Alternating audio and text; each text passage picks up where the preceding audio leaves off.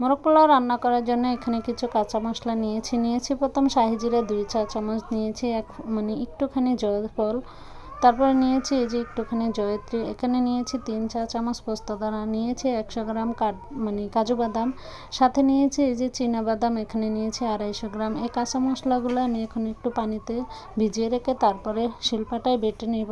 আপনারা চাইলে ব্লেন্ডারও ব্লেন্ড করে নিতে পারেন এই মশলাগুলো। এখানে আমি দিয়ে দিব মেজারমেন্ট কাপের 2 কাপ পেঁয়াজ, সাথে দিয়ে দিব আধা কেজির মতো সয়াবিন তেল। এগুলো দিয়ে আমি নাড়াচাড়া করে একটু বেরেস্তার মতো যখন হয়ে যাবে তখন আমি দিয়ে দিব এখানে আদা রসুন পেস্ট। এখানে আদা রসুন পেস্ট দিয়েছি আমি 5-6 চামচের মতো, দিয়ে নাড়াচাড়া করে তারপরে দিয়ে দিব শুকনো মশলা। এখানে দিয়েছি 15-20টা এলাচি, সাথে দিয়েছি 6-7টা দারুচিনি, দিয়েছি 5-6টা তেজপাতা। শুকনো গোটা মশলাগুলো দিয়ে এখন আমি বেটে রাখা এই কাঁচা মশলাগুলো দিয়ে আমি ভালো করে ভাজা করে নিব, যেন মশলা থেকে সেই কাঁচা ফ্লেভারটা চলে যায়। এই পর্যায়ে কোনো পানি দিব না, আমি এই তেলের ভিতরে এগুলোকে ভালো করে ভাজা করে নিব।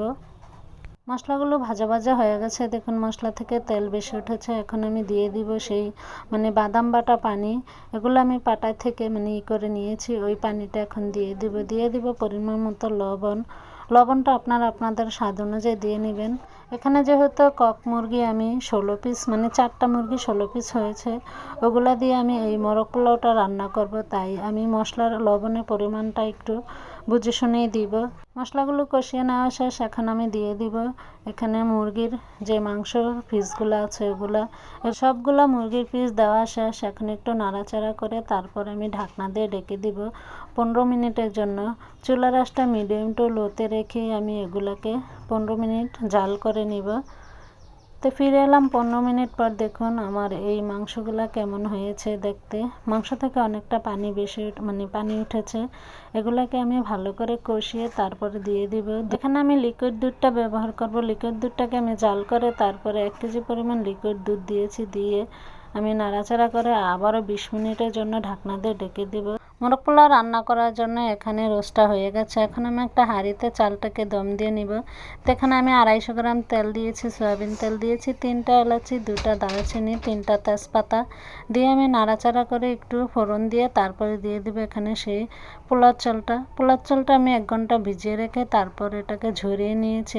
পোলাও চালগুলো দিয়ে ভালো করে ভেজে তারপরে আমি দিয়ে দিব সেই রোস্টার মশলা থেকে রোস্টগুলো উঠে আমি একটা হাঁড়িতে তারপর এই মশলাগুলো দিয়ে এখানে ভালো করে ভেজে নিব। আপনারা যত পোলাও চাল মশলার সাথে ভাজা করবেন তত মজা হবে বিরিয়ানি বা মোরগ পোলাও খেতে। এখানে আমি 2 কেজি পোলাও চাল নিয়েছি। এখন ভালো করে কষিয়ে তারপর মশলা দিয়ে আরও ভালো করে কষিয়ে নিব যতক্ষণ না পর্যন্ত চালটা নিচ থেকে ফুটফুটে আওয়াজ হবে। তো মশলাগুলো দিয়ে ভালো করে চালটাকে কষিয়ে নেওয়া শেষ। এখন দিয়ে দিব এখন পানিটা অবশ্যই 1 কেজি চালের সাথে আপনাদের 1.5 কেজি পানি দিতে হবে, কিন্তু আমি 2 কেজি চালের সাথে 3 কেজি পানি দিব না, আমি এখানে 2.5 লিটার পানি দিব, যেহেতু আমার কাছে চালটা একটু নতুন লেগেছে। তো পানিটা অবশ্যই বলক দিয়ে নিতে হবে। বিরিয়ানি বা পোলাও যেটাই রান্না করেন আপনারা চেষ্টা করবেন পানিটা যেন বলক দেওয়া থাকে। পানিটা দিয়ে আমি নাড়াচাড়া করে এখন দিয়ে দেব 1 মুঠ কাঁচামরিচটা অবশ্যই দেওয়ার চেষ্টা করবেন। পোলাও বা বিরিয়ানিতে যদি আপনারা কাঁচামরিচ দেন তাহলে এই কাঁচামরিচের ফ্লেভারটা অনেক সুন্দর আসে।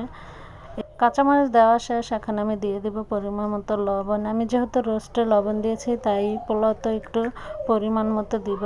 তো লবণটা দিয়ে আমি নাড়াচাড়া করে ঢাকনা দিয়ে ঢেকে দেব 10 মিনিটের জন্য। কিন্তু মাঝে মাঝে একটু নাড়া দিতে হবে, কারণ যেহেতু অনেকগুলো মশলা দিয়েছি, সাথে বাদাম দুধ এগুলো ছিল। তো আমি আবারও ঢাকনা দিয়ে ঢেকে দিব 5 মিনিটের জন্য। ফিরে এলাম 5 মিনিট পর, দেখুন চালটা সিদ্ধ হয়ে গেছে, পুরোপুরি সিদ্ধ হয়নি, একটু মাইজলেছে 90% সিদ্ধ হয়েছে, 1% বাকি আছে। তো মোরগ পোলাওর জন্য যে চালটা আমি দম দিয়েছিলাম সেটা হয়ে গেছে। তো এখান থেকে আমি অর্ধেকটুকু উঠিয়ে নিব। তো উঠিয়ে নিয়ে তারপরে আমি দিয়ে দিব সেই মুরগির পিসগুলো, যে রোস্টটা রান্না করে রেখেছিলাম। ওই রোস্টটা রান্না করে আমি অন্য চুলায় বসিয়ে রেখেছিলাম। ওটার ভিতরে আমি দিয়ে দিয়েছিলাম কেওড়া জল, দিয়ে দিয়েছি ঘি দিয়েছি কয়েকটা কাঁচামরিচ, দিয়ে আমি ওগুলোকে আবারও ভালো মতো যেন মুরগিটা সিদ্ধ হয় ঢাকনা দিয়ে ঢেকে রেখেছিলাম। একে একে সবগুলো রোস্ট দিয়ে নিয়েছি। এখন আমি রোস্টের যে মানে আলু বখরা আছে ওগুলো দিয়ে দিব। এখানে আলু বখরা ছিল 100 গ্রাম, সেই 100 গ্রাম আলু বখরা আমি দিয়েছি। সাথে দিয়ে দিব এখানে কাঁচামরিচ। আমি এখানে 10-12টা কাঁচামরিচের মতো দিয়েছি। তারপর এখানে 5-6 চামচের মতো কেওড়া জল দিয়েছি আমি 100 গ্রামের মতো ঘি দিয়ে আমি আপনার চাইলে এখানে টেস্টের জলও দিতে পারেন, কিন্তু আমি টেস্টের জল খাই না তাই এখানে দিইনি।